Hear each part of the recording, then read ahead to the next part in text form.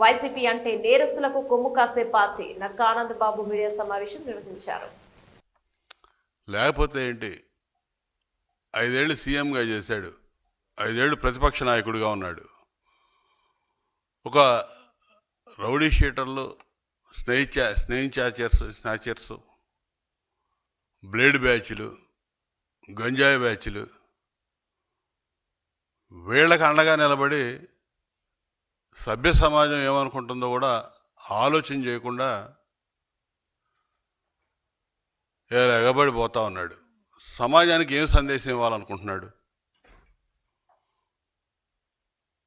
ఈయన అయిపోయింది, మాజీ ముఖ్యమంత్రి, ఇక లేదు, రాజకీయంగా అవకాశం లేదు, ప్రజా జీవితాన్ని పనికిరాడు. ఈ గంజాయి అమ్ముకునే వాళ్ళు, డ్రగ్స్ డీలర్లు, పెడ్లర్సు, ఈ బ్లేడ్ బ్యాచ్లు, వీళ్ళందరూ గౌరవాధ్యక్షుడిగా పెట్టుకుంటే బాధ్యతన్నాయి.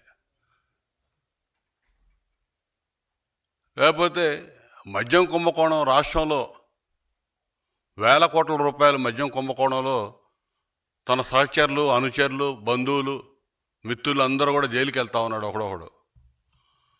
వాళ్ళ తర్వాత మొత్తం ఏళ్ళన్నీ కూడా తాడేపల్లి ప్యాలెస్ వైపు చూపిస్తూ ఉన్నాయి. ఈ అంశం పెద్ద చర్చనీయాంశంగా ఉంది రాష్ట్రంలో. ఇటువంటి అంశాల నుంచి పక్కదారి పట్టించడం కోసం ఇలాంటి చౌకబారు పనులు చేస్తూ ఉన్నాడు.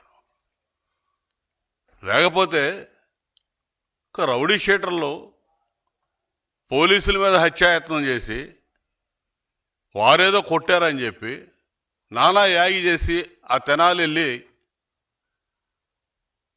అక్కడ ఏదో నేరాలు ఘోరాలు జరిగిపోయినట్టుగా మాట్లాడి వాళ్ళని సమర్థిస్తా. ఆ రౌడీ షీటర్లు, గంజాయి బ్యాచ్ ఎవడైతే ఉన్నాడో వాళ్ళు ఏదో గంజాయి అమ్మడం నేరం కాదు, ఆడపిల్లలను గొడవ చేయటం నేరం కాదు అన్నట్టుగా ఉంది ఇతను చేసేది. వీళ్ళేదో ఒలింపిక్స్లో మెడల్ సాధించిన వాళ్ళని పోయినట్టు పొగుడుతున్నాడు వాళ్ళ గురించి.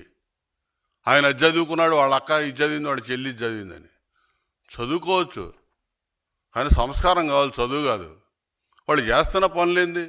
వాళ్ళు ఇచ్చిన కేసుల్లో వాళ్ళని పట్టుకెళ్ళిన మా ప్రభుత్వంలో కాదు, నీ ప్రభుత్వంలో, జగన్ పాలనలో ప్రశ్నిస్తే నేరం అయిపోయింది. ప్రజలు స్వేచ్ఛగా మాట్లాడుకుంటున్నారు, స్వేచ్ఛగా ప్రశ్నిస్తున్నారు, స్వేచ్ఛగా తిరుగుతూ ఉన్నారు. ఈ ప్రభుత్వంలో నువ్వు సొంత చెల్లిని ప్రశ్నిస్తే బయటికి నెట్టింది నువ్వు. నీ లోపాలు ఎత్తి చూపినందుకు బాబాయిని నట్టనెలున నరికి చంపించింది నువ్వు. ప్రశ్నించక ముందే జైలుకి పంపింది నీ సహచరుడిగా ఉన్నటువంటి విజయసాయిరెడ్డిని నీ దగ్గర నుంచి ఎల్లగొట్టుకుంది నువ్వు. నువ్వు ప్రశ్నించడం నేరమని మా ప్రభుత్వంలో మాట్లాడతావు. ప్రజలకు తెలీదా? మంగళగిరి నుంచి తీసుకొచ్చారంట. మంగళగిరికి తెనాలికి ఎన్ని కిలోమీటర్లు అండి? 18 కిలోమీటర్లు. నేరస్తుడు మంగళగిరిలో ఉంటే తెనాల్లో నేరం చేసి మంగళగిరి నుంచి తీసుకెళ్ళడం పెద్ద ఇష్యూవా?